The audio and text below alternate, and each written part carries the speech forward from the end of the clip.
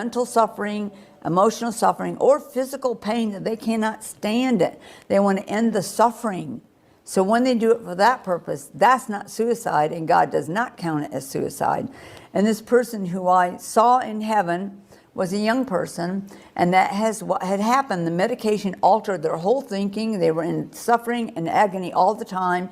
They prayed for them all the time, but he couldn't take it anymore, so he ended his suffering. Well, I guess you heard that. So if you're suffering, then you're pretty much, she says, you're permitted to kill yourself. You commit suicide. Isn't that the opposite of what the Scripture says? The Scripture says in 1 Peter chapter 4, verse 1 and 2, it says, after you have suffered a while, he said, he will perfect you. He says, arm yourself with the same mind. He that has suffered in the flesh has stopped sinning and lives the rest of his life to the will of God. The Bible says in the book of 2 Timothy chapter 3 that all that live godly suffer tribulation. Paul even says in 2 Corinthians chapter 1, he says this is what was going on with Paul. So what if Paul would have committed suicide? What kind of an example would that have left for us? He says in verse 8 of chapter 1 of 2 Corinthians, he says, for we would not, brethren, have you ignorant of our trouble, which came to us in Asia, that we were pressed out of measure, above strength, insomuch that we despaired even of life. But we had the sentence of death in ourselves, that we should not trust in ourselves, but in God, which raises the dead. So they were going through so much trouble. Paul talks about being beaten, 40 stripes less one, suffering shipwreck, sleepless nights, all the different perils that he went through in the sea and on the land, all these troubles.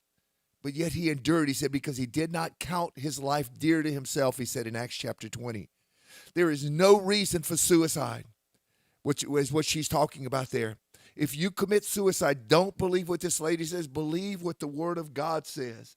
And the Word of God says in 1 Corinthians chapter 3 and verse 17, if you kill yourself, that this is the temple of the Holy Spirit.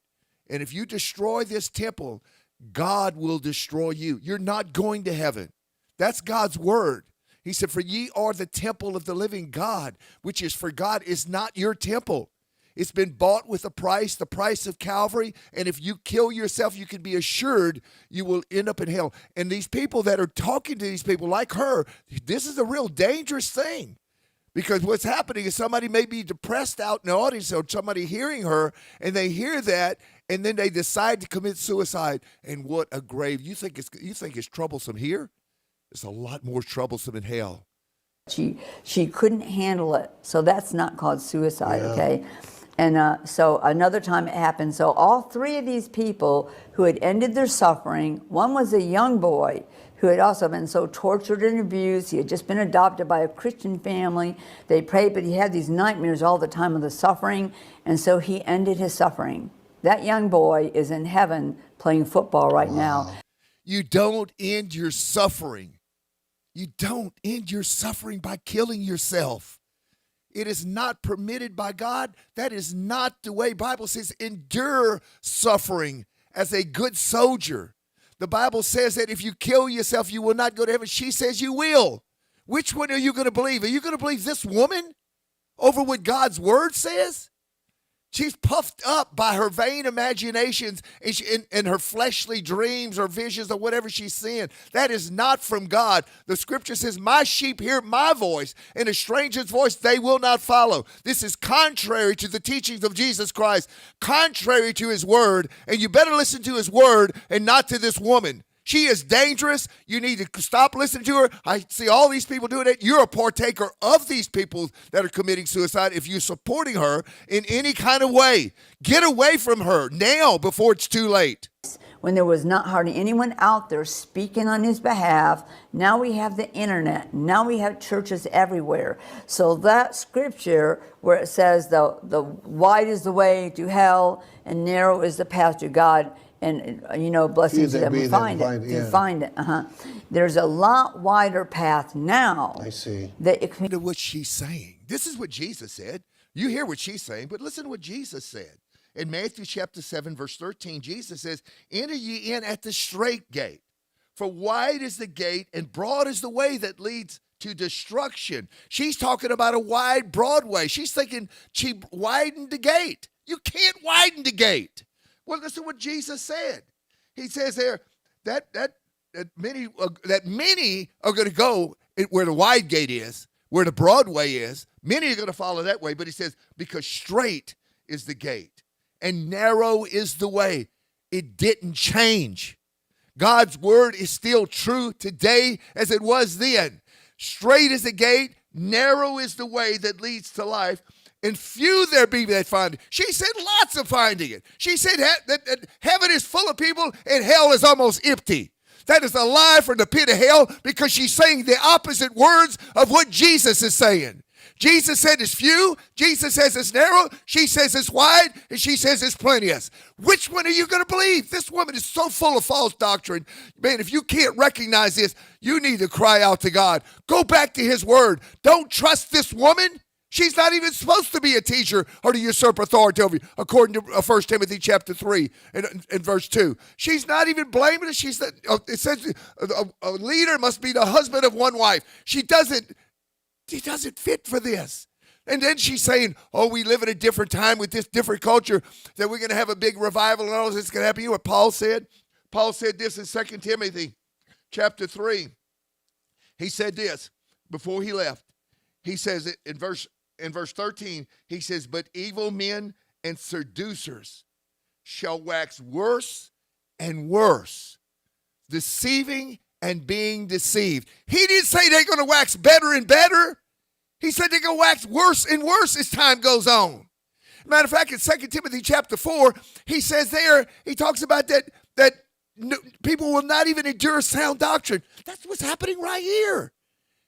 She's not preaching sound doctrine. She's preaching against what the Word of God says. 2 Thessalonians chapter 2, verse 1, 2, and 3 says that in the last days, he says, concerning the coming of our Lord Jesus Christ, and I gather together unto him. He said, I don't want you to be moved by an angel or anyone or any person that tells you any different. He said, there will first come a great falling away. She's saying they're coming a great gathering together. The opposite, again, of what the Word of God says. She keeps saying the opposite of what God says. The Word of God says that if any man preach any other gospel in Galatians chapter 1, then that which I preach, or even if an angel comes to you, even this woman comes to you, whoever, your pastor, whoever, let them be accursed. She's accursed. She's puffed up in her mind by what she is imagining, these vain imaginations. She needs to cast those imaginations down. Why? Because you must examine it by the Word of God. And she's not doing that. She's telling you to believe her because she's telling you she's seen something. You may as well go to a fortune teller. This woman's a sorcerer. You need to stay away from her. Shame on you, because you will be a judgment yourself with her if you don't stop. In this day especially, with all the stuff that, like I just explained, is out there, back in that day when that scripture was made, there was almost nobody out there. Yeah. And so these are different days. So sometimes you have to adapt what that says to now. So in the scripture, right now in the scriptures, it would say the path has gotten much wider to find Christ, which is a blessing for all those who live today compared to those who in the past did not. Yeah. Listen, guys, please, I'm pleading with you.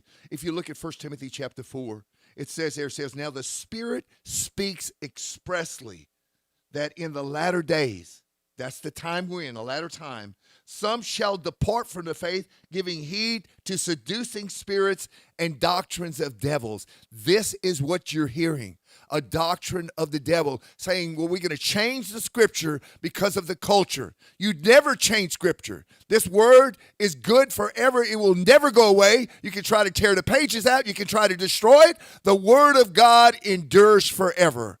So listen to me very carefully. You can't listen to another person. You can't trust in another person. You must trust in the living word of Jesus Christ. Jesus said, if any man preach otherwise and does not consent to the wholesome words of the Lord Jesus Christ, that's exactly what this woman's doing. She's not consenting to the wholesome words of the Lord Jesus Christ and the doctrine which is according to godliness. She is proud and she doesn't know anything. She is as a woman that lives in pleasure, like it says in 1 Timothy chapter 5. She is dead while she's living. And she's not only deceived, but she's trying to deceive you. Listen, Jesus will never deceive you. He said, I am the way, the truth, and the life. These people she talks about on these things, talking about people that she thinks she saw in heaven.